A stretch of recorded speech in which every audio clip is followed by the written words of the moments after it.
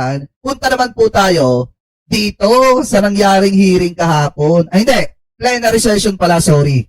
Dito sa nangyaring plenary session kahapon na kung saan talagang nakita at nasaksihan po natin kung sino talaga yung mga pro-China o mga China o mga senador ng China, mga kababayan dito po sa Senate. Diba yung mga tagapagtanggol ng China dyan. So ngayon ito, i-play po muna natin itong nakita nating video at ipapakita ko sa inyo mga kababayan kung sino yung kung sino yung allegedly mga walang kwentang senador. So ito, i-play po natin.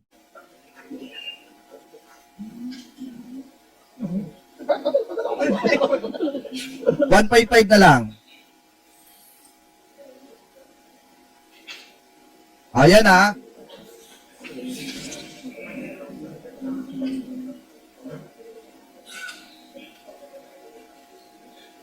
Wait lang. Hintay lang natin sila. Jonathan Leader.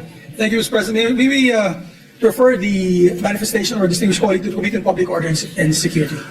Right, so refer to Safety.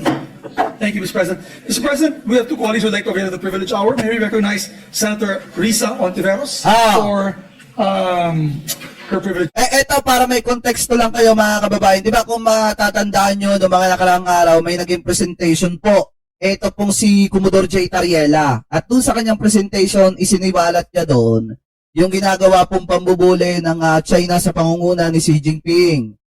At the same time, habang isinisiwalat niya yun, mga kababayan, nagkaroon po ng larawan na kung saan parang cartoon character. Ito pong si Xi Jinping at doon sa expression ng mukha ng cartoon character na yon o yung caricature. Pakitama na lamang po ko kung mali po yung pagkakabanggit ko. So yung caricature na yon parang ang dating ng bubuli. Ito pong si Xi Jinping mga kababayan, na kinundi na naman ng China yung inilabas na presentation na yon ni Commodore J. Tariela. So yun po yung puno dito pong istorya na ito na pagdidibatihan sa plenary session. Anyway, tuloy pa natin.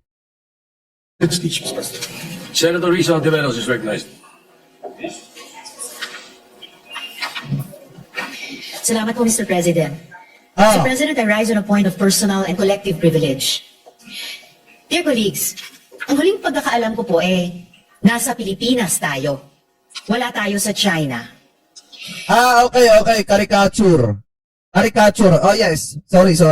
So yun nga, yung caricature, parang ang dating nabubuli yung China. Totoo naman.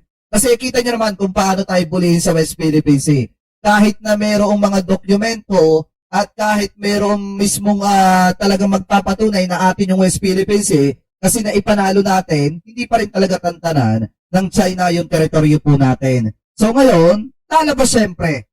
Pag pinag-usapan yung West Philippine Sea, sabi ko naman po sa inyo, lalabas yung kulay dyan, kung sino talaga yung pro-China at kung sino yung hindi. Ano pa? Anyway, tuloy pa natin. This is the Philippines, and we are in a democracy. Tama. Ang freedom of speech ay hindi lisensya para sa representante ng isang dayuhang bansa na manghimasok, manakot at mambastos sa mga Pilipino dito in the name of free speech. Foreign nations are guests. Sama ng tingin ni Amy Marcos, no? Kasi pro-China yan Not arbiters of our democracy. Kahit sino pang dayuhan, walang karapatang patahimikin ang mga Pilipino sa loob ng Pilipinas. Tama! Lalo na kung ambassador. Dahil mas mataas ang inaasahan sa inyo. An ambassador's behavior is limited by treaty.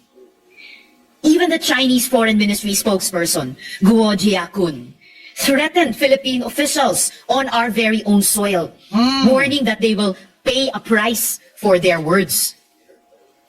The embassy has clearly violated Article 41 of the Vienna Convention on Diplomatic Relations, which mandates that foreign envoys must not interfere in the internal affairs of their host state.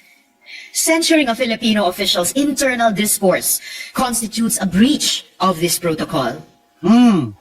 Hindi nila pwedeng sabihin kung paano tayo dapat mag-isip at mamuna.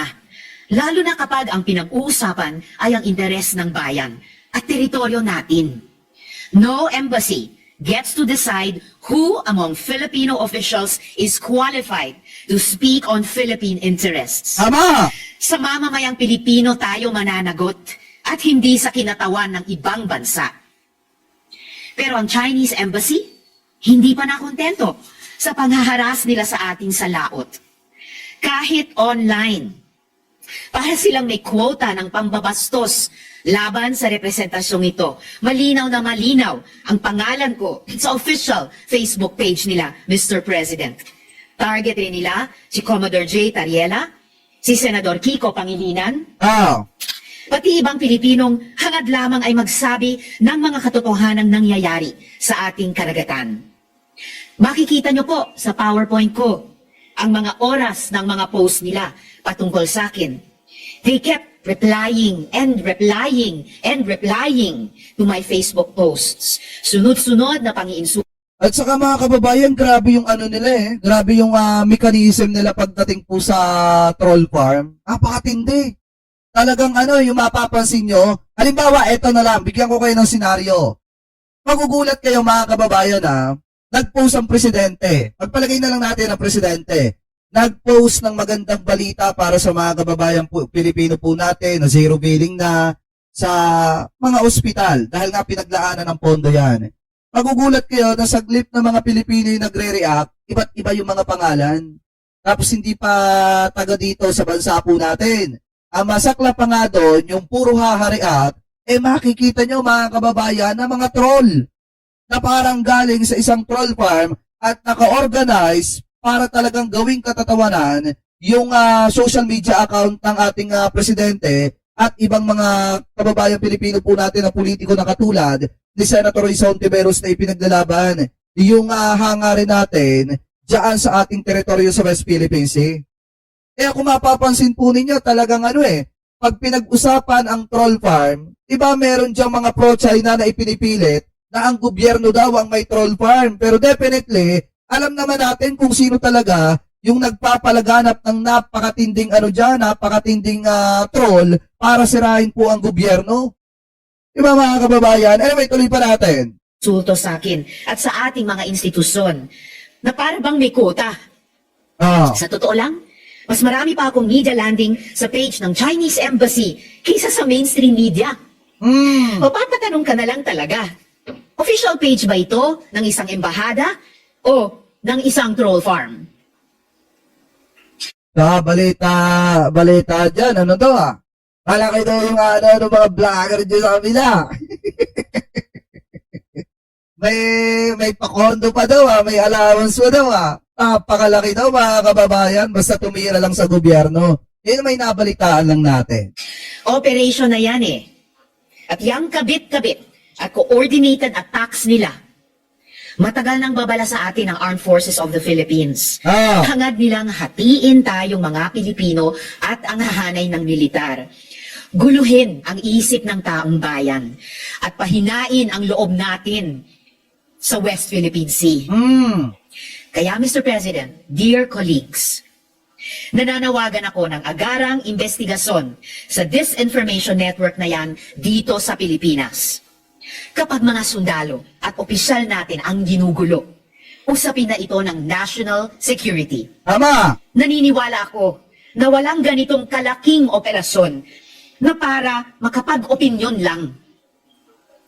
Pati mga Pilipinong PR firms at content creators na nagpapadikta at nagpapagamit para ikalat ang mga kasinungalingan ng Chinese government dapat ring managot. Tama! Dito sa Senado mismo, umabot at lumutang ang usapin na may Makati-based PR firm na Infinite US. Umamin itong Infinite US na tumanggap sila ng bayad mula sa Chinese Embassy.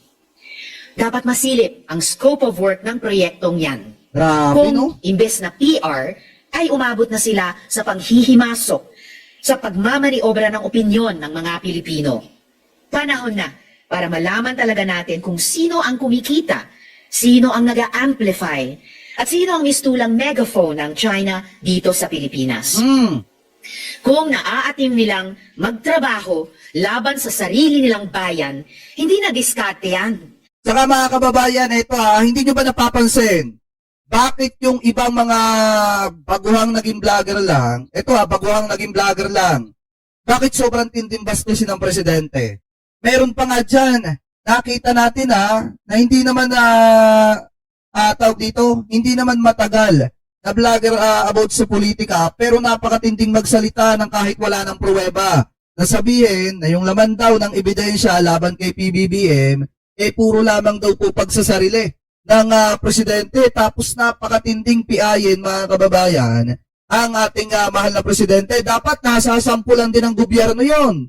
Kasi kung kay Digong nyo ginawa yun sa panahon ni Digong, baka ipinatumba pa kayo. Diba? O kaya naman ipinakulong kayo. Alam nyo mga kababayan, ito especially yung nasa DILG, nasa DOJ, dapat po, lalo na nasa PNP at saka po yung ating mga dapat pag sobrang bastos mga kababayan, dapat tinuturuan po ng leksyon yan. Ito, pakita ko sa inyo, singit lang natin. Kasi malalakas ang loob nila na bastos-bastosin mga kababayan, ang presidente, akala kasi nila mga kababayan, hindi sila mapapapanagot sa ginagawa po nila. Ito, asan ba yun? Ito. Ay 4 times a day nagsasalsal si Bongbong Marcos, mga kababayan. At yan po, sa Monday po ay sisimulan na nila yung impeachment na yan na 4 lamang na pages na ang laman lamang ay nagsasalsal si Bongbong Marcos ng 4 na beses sa isang araw. Diba mga kababayan, sobrang bastos ng bunganga ng taong ito. Kaya dapat po talaga sampulan ng gobyerno yan. Hindi pwedeng hinahaya-hayaan nyo yan. Kahit pa sabihin mga kababayan, na yan ay, kahit pa idepensa nila na yan ay malayang pamamahayag nila, hindi na po malayang pamamahayag yan. Sobrang pambabastos na po yan sa presidente. Kahit pa sabihin ninyo na public servant, ang presidente at presidente ng bansa at hindi dapat balat sibuyas, pero pagka ganyan na may mga aligasyon ng ganyan, dapat tinuturuan nyo na po ng leksyon yan. Dapat yan ay hinuhuli at pinapapanagot at kinakasuhan. Diba, hindi naman po masasabing pagsikil sa kanilang malayang pamamahayag yung pagdampot sa hinayupak na yan. Kasi unang-una mga kababayan, sobrang bastos po at sobrang walang katotohanan yung kanyang sinasabi laban sa presidente. Kaya dapat po talaga mapapanagot yan. Pagtataksil na yan kay Inang Bayan. Sa tingin ba nila, tatahimik lang tayo sa panggigipit nila sa West Philippine Seaman o sa internet? Pues, nagkakamali sila. Sila ang nasa tubig natin. Sila ang may water cannon. Sila ang naninilaw gamit laser. Our troops have been injured. A Navy serviceman has lost a finger. Fisherfolk have lost their livelihoods. Our marine environment, our natural wealth has been damaged and destroyed. Our quarrel is not with China or the Chinese people, but with the heavy-handed policies of their government. And now, the Chinese government has the gall to play victim over a cartoon? Come on, Mr. President. Pero pag Pilipinas ang ginawa nila ng cartoon, biglang okay lang ang pangungutya. Tama! Kasi sa mga Chinese Communist Party newspapers, tulad ng Global Times, ginagawan rin nila ng cartoon ang Pilipinas at mga liderato ng ating bansa. Ganyan yata talaga ang ugali ng mga bully. Malakas mang asar, pero ayaw nilang napupuna. Tama! Tariela presenting China's current regime, including its president, as bullies, is not an overstatement. It is a clear and common fact. Caricature. Instead of taking accountability for their government's actions, the embassy has twisted. Alam nyo, dun sa mga Chinese official, kung ayaw ninyong napupuna kayo, wag kayong manggulo dito sa Pilipinas. Wag niyong pakialaman ang teritoryo namin. Kasi unang-una mga kababayan, alam nyo ba kung bakit ipinaglalaban ng gobyerno natin yung West Philippine Sea? Kasi dyan umaasa yung marami nating mga kababayang Pilipinong mangingisda. Diba? Unang-una, hindi naman natin ipinagdadamot yung teritoryo natin. Pero ang dating kasi, kung mapapansin po ninyo, kapag ka nangingisda, yung mga kababayan po nating mangingisda, tinataboy sila ng mga Chinese Coast Guard. At minsan pa nga hinaharas mga kababayan at winawater cannon sa sarili po nating teritoryo. At ito pa nga yung nakakagulat dyan at nakakalungkot, hinahayaan lang yan ng mga pro-China na iba nating mga kababayang Pilipino. Kaya malalakas ang loob ng mga Chinese Coast Guard na yan na manghara sa mga teritoryo natin kasi sa panahon po kasi ni Duterte, binaby ni Digong mga kababayan, yung mga Chinese Coast Guard na yan, yung mga Chinese official na yan, at naging sunod-sunuran si Digong sa kung ano ang gusto ni Xi Jinping mga kababayan, allegedly. Anyway, tuloy pa natin. And turned facts to suit their propaganda. Instead of showing restraint and remorse for escalating tensions, they have doubled down on aggression. As 2026 began, the AFP already monitored a force of 13 Chinese vessels, comprising 3 PLA Navy warships. Kaya tandaan nyo mga kababayan na pagdating ng 2028, dalawa lang yung pag-uusapan dyan. Kung pro-Pilipinas ka ba o pro-China ka. Kasi kung pro-China ka, hahayaan mo na lang yung teritoryo natin na pagharian ng mga dayuhan. At kawawa yung mga mangingisda kasi sila yung unang tatamaan dyan. Ano po, kasi unang-una, marami po talaga ang naasa na mga kababayan mangingisda po natin dyan sa West Philippine Sea. Ngayon, kung ang mananalong presidente sa darating na 2028 ay pro-China, asahan yung ang pinakakawawa dyan ay walang iba kung hindi yung mga kababayan mangingisda po natin na naglalayag at nangingisda dyan po sa mga teritoryo natin na yan. Kasi hahayaan po nila yan, mga kababayan, at hindi po nila papansinin yan katulad nung panahon ni Digong mga kababayan.